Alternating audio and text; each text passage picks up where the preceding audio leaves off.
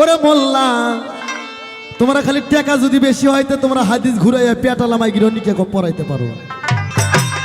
এ মৌলবি তোকে শরীয়ত আমি বুঝি না ভাই। ওরে সারের হয় নাই মুসলমানি, গাভীর হয় নাই বিয়া, সেই গাভীর দুধ খাও মোল্লা কোন শরীয়ত দিয়া করছে। একটা শস্য পর্বনা জায়গা বাদ রাখিনি সিজদা দেওয়ার জন্য। সে আজাজিল এই আদমকে এই মানুষকে সিজদা না দেওয়ার কারণে সে আজাজিল হইল ইবলিস শয়তান। তাই মৌলবি এমন শয়তানি কইরো না, বেশি বিদ্যাতে কিন্তু শয়তান। এই আজাজিলের উপর ইবাদত কোনো ফেরেশতা করতে পারতো না, কিন্তু সে কিন্তু শয়তান। সেইতে তোমাদের শয়তানি ভাব। ওরে মোল্লা তোমরা খালি টাকা যদি বেশি হয়তো তোমরা হাদিস ঘুরাইয়া পেটালামাই গিরনিকে পড়াইতে পারো। সেই তো বলবি তোমরা। ওরে খাও যে বাড়ি বাড়ি হেতু গোসার মিষ্টি খাওয়া রই কোন সরাই জানি রে সাত গায়ের পাট নাই না মোল্লা রে।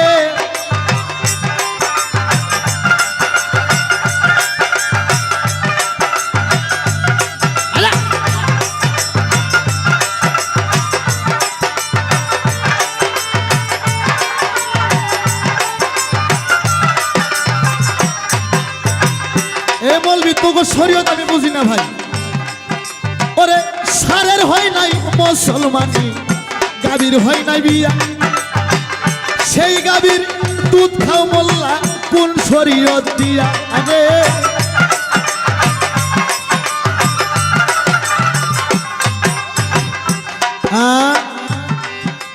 কয় হিন্দু এই বৌদ্ধ এই খ্রিস্টান এইটা হবে ওইটা হবে। আবার যে কোনো অনুষ্ঠান ওই হিন্দুর হাতের মুখ মিষ্টি না হলে মোল্লা গো মুখ মিষ্টি হয় না। ওরে সারের হয় নাই মুসলমানি, গাভীর হয় নাই বিয়া,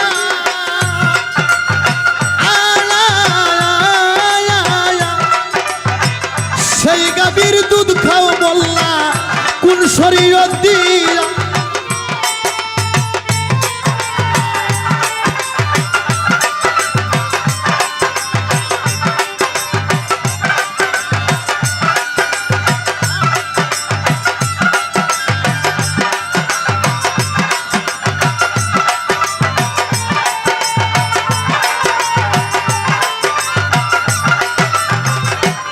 আবার কইছে জিকির কোথায় আছে?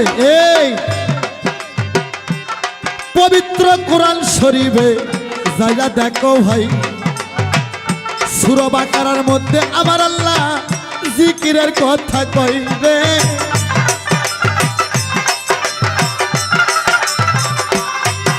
তোর 500 বার আছে 82 বার আছে নামাজের কথা। ও গো আলেম ভাই আর আমার জিকির 750 বার গো আছে কোরআনে তাই কই রে।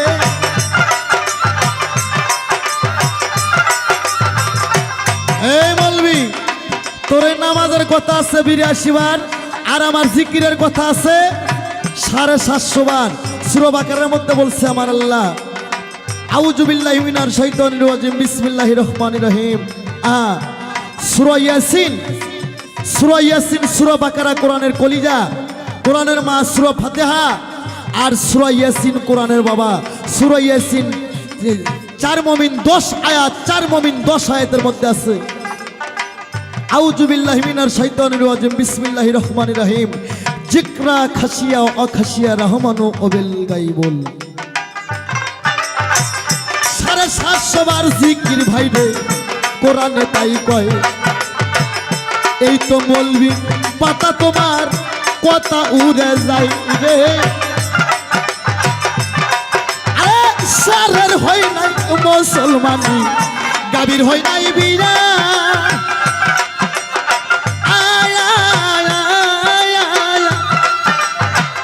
সেই গাভীর দুধ খাও মোল্লা কোন শরীয়ত দিয়া রে।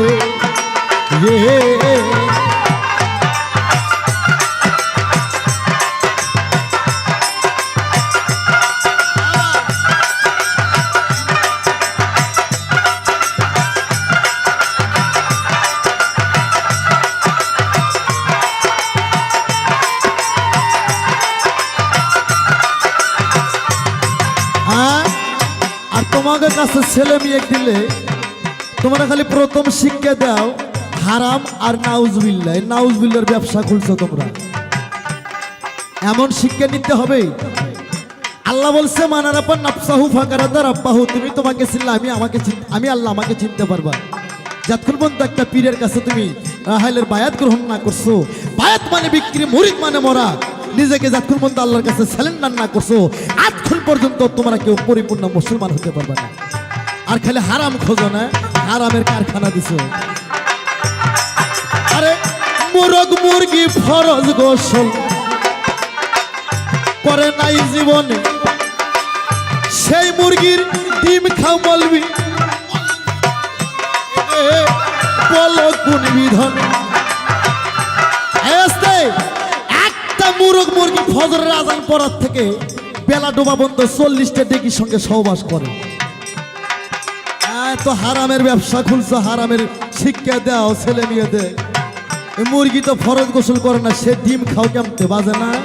হ্যাঁ, মুরগ মুরগি ফরজ গোসল করে নাই জীবনে,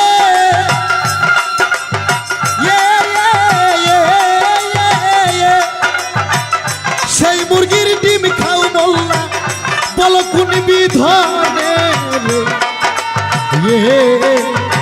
চাঁদ গায়ের পাট নাই মোল্লা রে মোল্লা,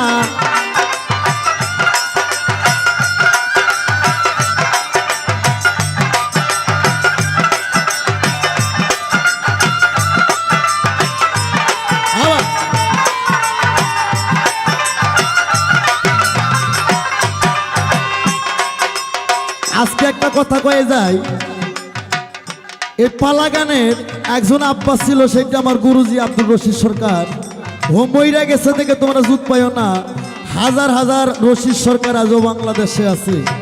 রশিদের যারা ছোঁয়া পাইছে এদের সাথে গান গাওয়া এমন শিল্পীর বুকের পাটা আজও হয় না। খালি এইটা তোমারে কইলাম, তোমাদের আইন বুঝি না ভাই, আমি তোমাদের গাল পারবো না, আমি খালি তোমাদের ভুলগুলো ধরে দেবো। তোমরা 50,000 টাকা দেবেন, আরে গরু যদি মইরা যায় তাকে খাওয়া যায় না, আবার পুঁটি মাছ 10 টাকা ভাগা, তাকে মইরা পচে গেছে গো, তাকে ফ্রিজে থুয়ে খাও। এটা কোন হাদিস ভাই আমি বুঝি না।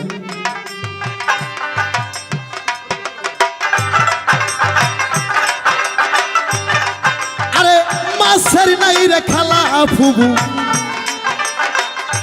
আপন পরের জ্ঞান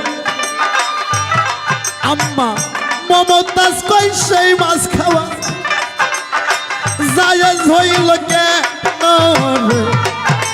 রে, চাঁদ গায়ের পাট নাই মোল্লা রে মোল্লা।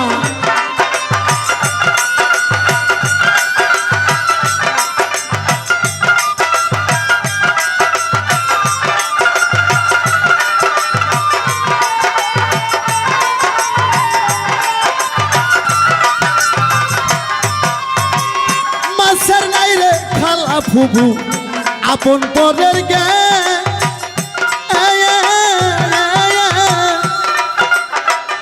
মমতাজ কই সেই মাছ খাওয়া, ও ভাই জায়েজ হইল কেন রে, চাঁদ গায়ের পাট নাই মোল্লা রে মোল্লা।